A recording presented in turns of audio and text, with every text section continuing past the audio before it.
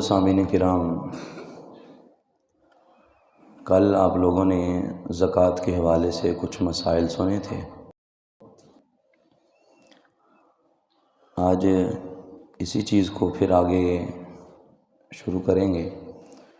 کل آپ لوگوں نے سنا تھا کہ کن لوگوں پر زکوٰۃ ادا کرنا فرض ہے اور اس کی شرائط وغیرہ کیا ہیں۔ آج کی گفتگو کا جو موضوع ہے وہ یہ ہے کہ کن لوگوں کو زکوٰۃ دینا جائز ہے، جو مصارف زکوٰۃ ہیں وہ کون کون سے ہیں جن کے اوپر انسان زکوٰۃ کا جو مال ہے وہ خرچ کر سکتا ہے۔ اس کے اندر زکوٰۃ ہے اور فطرانہ ہے۔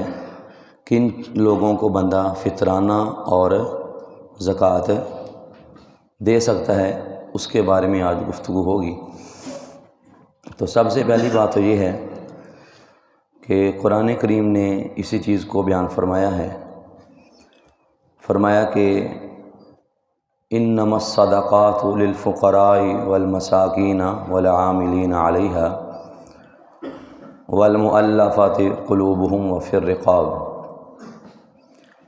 اس آیہ مبارکہ کے اندر اللہ رب العزت نے جو زکوٰۃ کے مصارف ہیں ان کو بیان کیا ہے، اور تقریباً یہ 8 مصارف ہیں۔ کتنے مصارف ہیں جی؟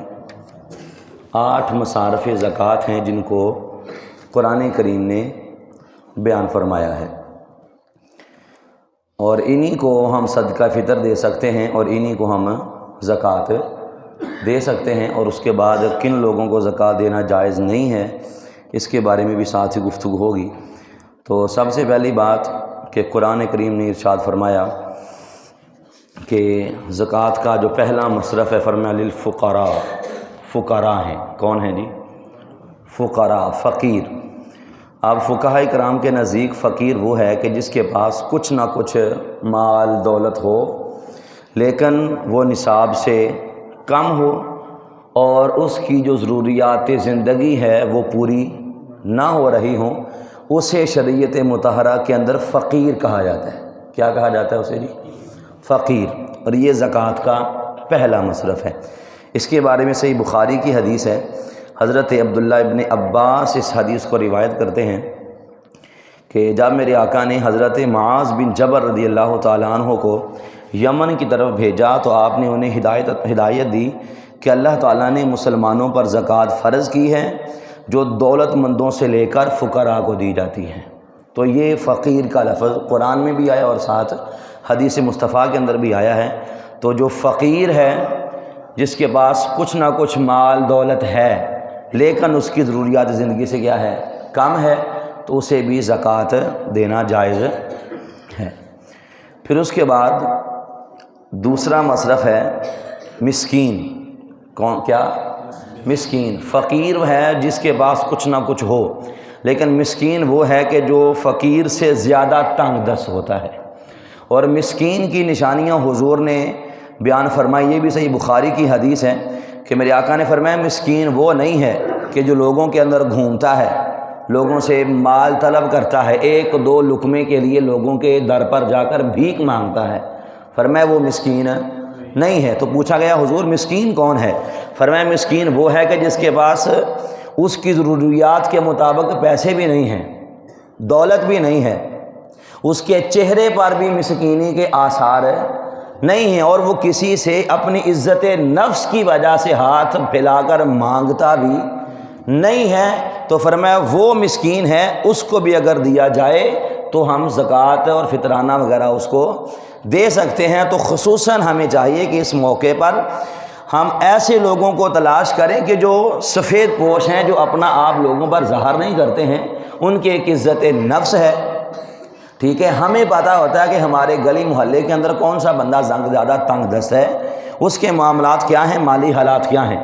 تو اس لیے ہر بندے کی عزت نفس کا خیال کرتے ہوئے اس کو صدقہ دیا جائے تاکہ اس کی عزت نفس بھی مجروح نہ ہو اور آپ کا بھی جو صدقہ ہے وہ اچھی جگہ پر لگ جائے۔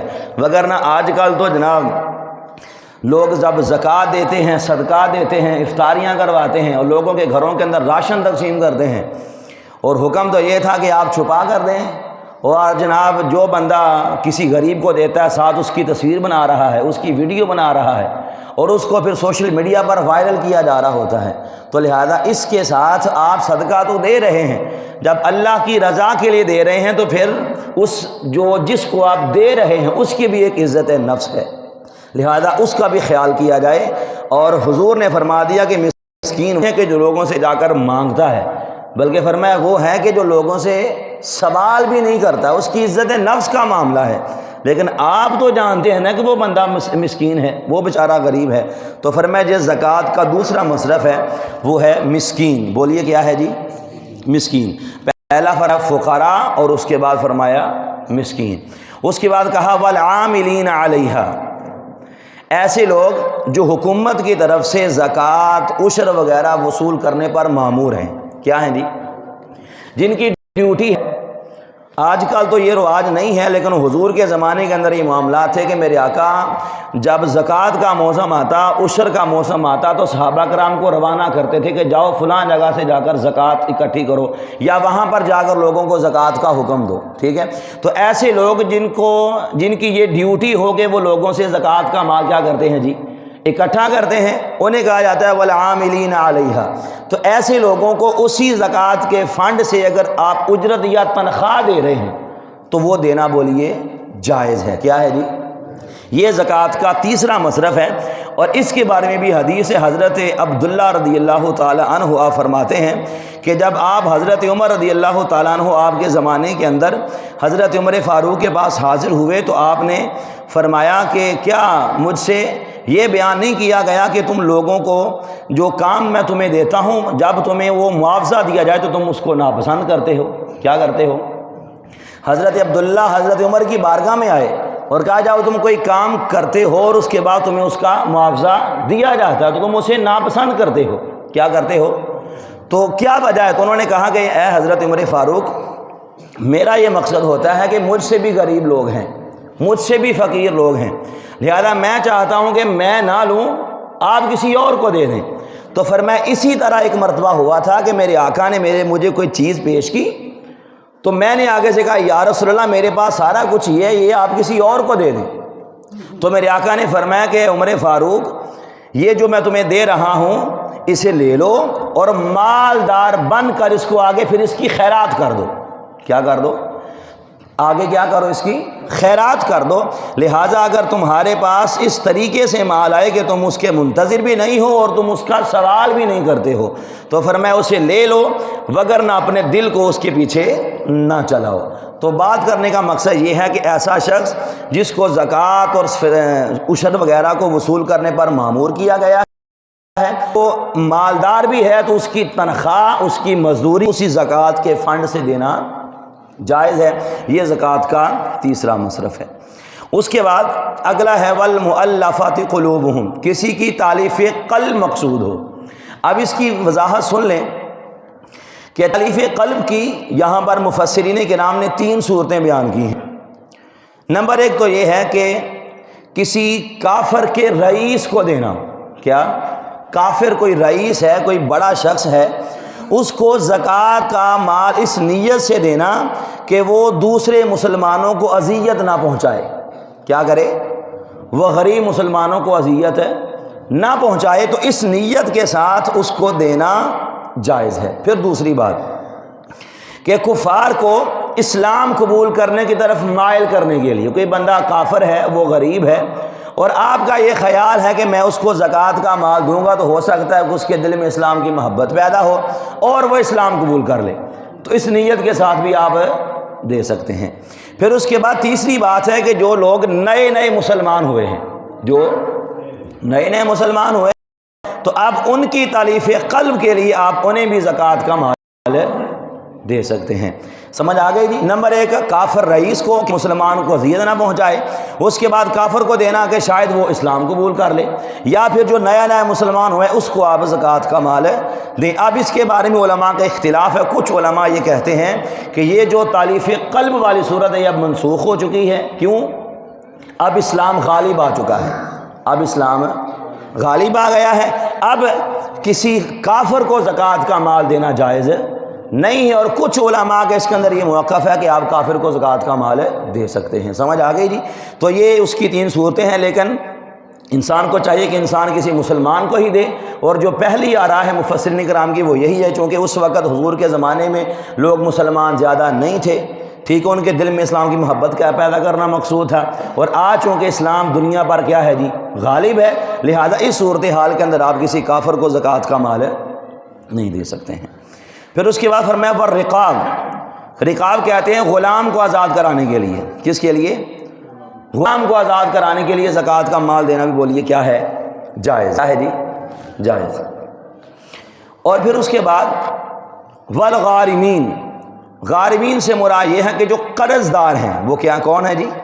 جو قرض دار ہیں، تو قرض داروں کا قرض بھی مال زکوٰۃ سے دینا جائز ہے۔ اب یہ نہیں ہے کہ بندہ ٹھیک ٹھاک ہے، وہ قرض ادا کر بھی سکتا ہے اور کہے جی نہیں میں تو مقروض ہوں لہذا مجھے آپ زکوٰۃ کا مال دے دیں، تو ایسے نہیں ہے کہ جو بندہ واقعتاً مستحق ہے، ٹھیک ہے، وہ اس کے پاس قرض ادا کرنے کی کوئی صورت موجود نہیں ہے، تو اس صورتحال کے اندر آپ اس کے قرض کو زکوٰۃ کے مال سے ادا کر سکتے ہیں، یہ بھی زکوٰۃ کا مصرف ہے۔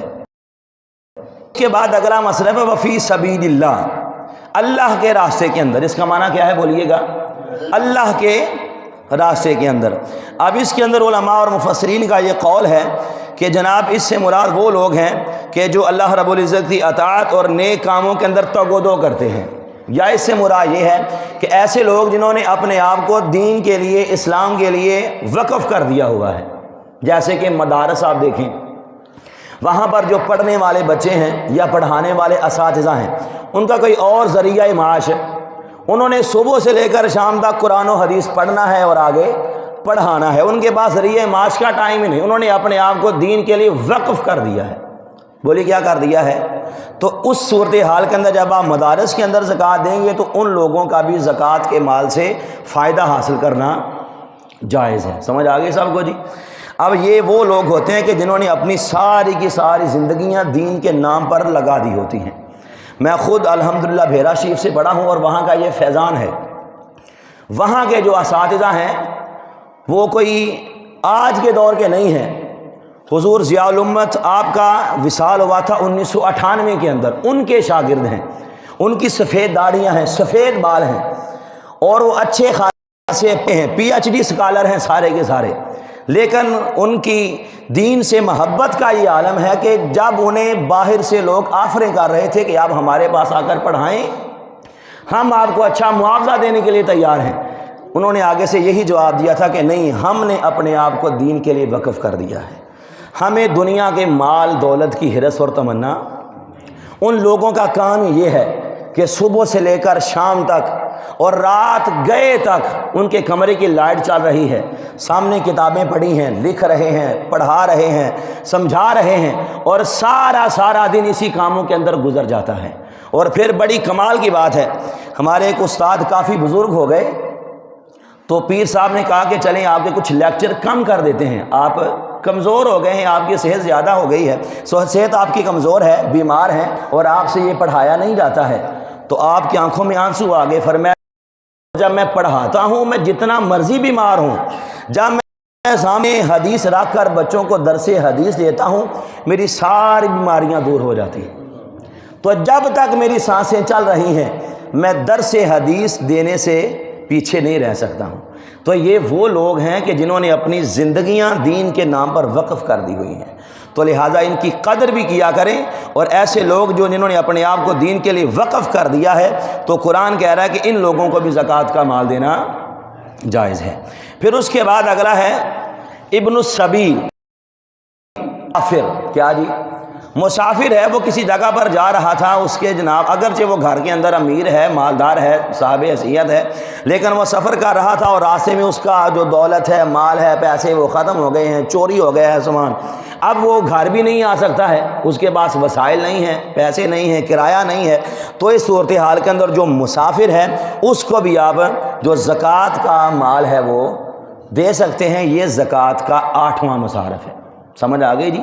تو یہ زکوٰۃ کے مصارف ہیں، انہی کو صدقہ فطر دینا جائز ہے اور انہی کو زکوٰۃ کا مال دینا جائز ہے۔ نمبر 1 فقیر، اس کے بعد مسکین، اس کے بعد جو لوگ زکوٰۃ و عشر کے جناب اکٹھا کرنے پر، وصول کرنے پر مامور ہیں، اس کے بعد کسی کی تالیف قلب کے لیے، پانچواں مصرف ہے غلام کو آزاد کرانے کے لیے، چھٹا مصرف ہے قرض دار کا قرض ادا کرنے کے لیے، ساتواں مصرف ہے اللہ کے راستے کے اندر انہوں نے اپنے آپ کو وقف کر دیا ہوا ہے، اور آٹھواں مصرف ہے جو مسافر لوگ ہیں ان کو آپ اپنے جو زکوٰۃ کے پیسے ہیں وہ دے سکتے ہیں۔ سمجھ آ گئی جی؟ اس کے علاوہ وہ لوگ جن کو آپ زکوٰۃ نہیں دے سکتے ہیں وہ بھی سن لیں۔ اگر کوئی ایسا شخص ہے کہ جناب جس کا اپنا بھائی، جس کی اپنی بھابھی، جس کا اپنا بھتیجا بھانجا، اپنے عزیز و اقارب کے اندر کوئی بندہ زکوٰۃ لینے کا مستحق ہے تو اس کا کیا حکم ہے؟ تو یہ سن لیں، ایک اصول آپ نے یاد رکھنا ہے اپنی اولاد کے اندر، اپنے عزیز و اقارب کے اندر، انسان اپنی اولاد کو، اپنی بیٹا بیٹی، پوتا پوتی، نواسا نواسی نیچے، اور اپنے ماں باپ کو، ماں باپ، دادا دادی، نانا نانی، ٹھیک ہے، ان کو آپ زکوٰۃ فطرانہ نہیں دے سکتے ہیں، اگرچہ غریب ہیں، اگرچہ تنگ دست ہیں، اپنی اولاد کو، اولاد سے آگے بیٹا، بیٹے کی اولاد، بیٹی کی اولاد، پوتا، نواسا نواسی، ان کو بھی زکوٰۃ کا مال دینا جائز نہیں ہے، اور اپنے والدین، ماں ہے، باپ ہے، دادا ہے، دادی ہے، نانا ہے، نانی ہے، اس سے اوپر تک ان کو بھی زکوٰۃ کا مال دینا جائز نہیں ہے۔ پھر اس کے بعد جو سید ہیں، ہاشمی ہیں، ان پر بھی صدقات اور زکوٰۃ وغیرہ نہیں لگتے ہیں، ہدیہ آپ دے سکتے ہیں، لیکن جو زکوٰۃ ہے یا جو فطرانہ ہے وہ آپ نہیں دے سکتے ہیں۔ اس کے علاوہ آپ کے جو بھی عزیز و اقارب ہیں اگر وہ تنگ دست ہیں تو ان کو آپ زکوٰۃ دے سکتے ہیں، چاہے وہ بھائی ہے، بہن ہے، بھتیجا ہے، بھانجا ہے، کوئی بھی ہے، اگر وہ تنگ دست ہے، زکوٰۃ لینے کا مستحق ہے، مصارف زکوٰۃ کے اندر یا فقیر ہے یا مسکین ہے، اس کے پاس ضروریات کے مطابق ہے، اس کے پاس مال دولت نہیں ہے، تو آپ اس کو زکوٰۃ دے سکتے ہیں۔ سمجھ آ گئی جی؟ کس کو نہیں دے سکتے بھلا؟ اپنی اولاد کو، بولی کس کو؟ اپنی اولاد کے اندر بیٹا بیٹی، آگے اس کے بعد بیٹوں کی اولاد، بیٹیوں کی اولاد، اور اپنے ماں باپ، دادا دادی، نانا نانی، ان کو آپ زکوٰۃ کا مال نہیں دے سکتے ہیں۔ اس کے علاوہ جو عزیز و اقارب ہیں ان کے اوپر بھی آپ صدقات اور زکوٰۃ کو دے سکتے ہیں، اور حضور کا فرمان ہے کہ جو زکوٰۃ یا صدقہ دیا جاتا ہے، اگر فرمایا صدقہ مسکین کو دیا جائے تو اس کا ایک عدد ثواب ہوتا ہے، اس کا ایک ثواب ہے، اور فرمایا اگر یہی جو زکوٰۃ یا صدقہ ہے کسی عزیز دیا جائے تو فرمایا اللہ اس بندے کو اس سے دگنا ثواب عطا کرتا ہے، ٹھیک ہے۔ تو لہٰذا عزیز و اقارب کو زکوٰۃ اور فطرانہ وغیرہ دے سکتے ہیں۔ اب اس کے اندر ایک اور بڑی اہم بات ہے، وہ بھی سن لیں، اکثر یہ سوال پوچھا بھی جاتا ہے کہ زکوٰۃ یا فطرانہ ہے یہ انسان پر واجب ہے، بولیے کیا ہے؟ یہ انسان خود نہیں کھا سکتا ہے، انسان ہے خود نہیں کھا سکتا، اور کچھ ایسے صدقات ہیں جو نفلی ہوتے ہیں، جو بولیے کیا ہوتے ہیں؟ نفلی ہوتے ہیں، جیسے کہ کسی انسان نے کہا جناب آج ہم نے افطاری کروانی ہے، اس نے کھانا بنایا ہے، یہ نفلی صدقہ ہے، خود بھی کھا رہا ہے، آگے لوگوں کو بھی کھلا رہا ہے۔ کسی نے کوئی چیز بنائی ہے گھر کے اندر، وہ خود بھی کھا رہا ہے، آگے لوگوں کو بھی، یا کسی نے ویسے ہی نہ صدقہ ہے، نہ فطرانہ ہے، نہ زکوٰۃ ہے، ویسے کسی فقیر کو پیسے دے دیے ہیں، تو یہ نفلی صدقہ ہوتا ہے، بولیے کیا ہوتا ہے جی؟ نفلی۔ تو اس کو آپ خود بھی کھا سکتے ہیں اور آگے لوگوں کو بھی، جیسے گھر کے اندر کوئی بندہ اگر نیاز کا انتظام کرتا ہے تو ظاہری بات ہے وہ کھانا خود بھی کھاتا ہے اور آگے لوگوں کو بھی کیا کرتا ہے؟ کھلاتا ہے۔ تو یہ جو ہے یہ واجب یا فرض نہیں ہوتے، یہ نفلی صدقات ہوتے ہیں۔ جو نفلی صدقہ ہے وہ بندہ خود بھی کھا سکتا ہے، آگے لوگوں کو بھی کھلا سکتا ہے، اس کے اندر غریب ہے، امیر ہے، اس کی کوئی جناب قید نہیں ہے۔ لیکن جو آپ دے رہے ہیں، جو فطرانہ دے رہے ہیں، وہ انسان خود اپنے اوپر اس کو استعمال نہیں کرے گا، بس وہ غریب اور مسکین کا حق ہے، اسی کو دینا ہے، اس کے علاوہ بندہ کسی اور کو نہیں دے سکتا ہے۔ سمجھ آگے سب کو جی؟ یہ ہیں زکوٰۃ کے مصارف۔ اگر کسی کا کوئی سوال ہو تو مجھ سے زکوٰۃ کے بارے میں پوچھ سکتا ہے۔ اب اس کے بعد کل میں نے آپ کے سامنے جو اعتکاف کی اقسام تھی وہ آپ کے سامنے رکھی تھی کہ اعتکاف کی جو 3 اقسام ہیں۔ اب اس کے بعد اعتکاف کی جو فضیلت ہے وہ بھی سن لیں کہ اللہ رب العزت اعتکاف کرنے والے کو کیا ثواب اور کیا مقام اور مرتبہ عطا فرماتا ہے۔ حضرت عبداللہ ابن عباس اس حدیث کو روایت کرتے ہیں کہ میرے آقا نے ارشاد فرمایا کہ جو شخص اللہ کی رضا کے لیے ایک دن کا اعتکاف کرتا ہے، کیا کرتا ہے؟ جو شخص اللہ کی رضا کے لیے ایک دن کا اعتکاف کرتا ہے تو فرمایا اللہ تعالیٰ اس بندے کے اور دوزخ کے درمیان 3 خندقوں کا فاصلہ فرما دیتا ہے۔ اور پھر کہا کہ خندق کتنی ہوگی، اور فرمایا ہر خندق کا جو فاصلہ ہے وہ مشرق سے لے کر مغرب تک جتنا فاصلہ ان کے درمیان ہے اتنا فاصلہ ایک خندق کا ہوتا ہے۔ تو فرمایا جو اللہ کی رضا کے لیے ایک دن کا اعتکاف کرتا ہے، کتنا؟ ایک دن کا، تو اللہ فرمایا اس بندے کہ وہ 2 خندقوں کا فاصلہ فرما دیا کرتا ہے۔ اور جو بندہ پھر 10 دن اعتکاف کرے گا اللہ اسے پھر کیا مقام اور کیا مرتبہ عطا کرے گا۔ اور پھر میرے آقا کا فرمان عالی شان ہے، حضرت علی رضی اللہ، حضرت امام زین العابدین اس حدیث کو روایت کرتے ہیں کہ میرے آقا نے فرمایا کہ جس شخص نے رمضان کے اندر 10 دن کا اعتکاف کیا تو اللہ ایسے بندے کو 2 حج اور 2 عمرے کے برابر ثواب عطا کرتا ہے۔ حضرات محترم، یہ اعتکاف کرنے کی فضیلت ہے اور یہ اس کا مقام و مرتبہ ہے کہ جو بندہ اپنے آپ کو 10 دن اللہ کی بارگاہ کے اندر روک کر رکھتا ہے اللہ ایسے بندے کو حج اور عمرے کا ثواب عطا کرتا ہے۔ اللہ ہم سب کو ان مسائل پر عمل کرنے کی توفیق عطا فرمائے، آمین۔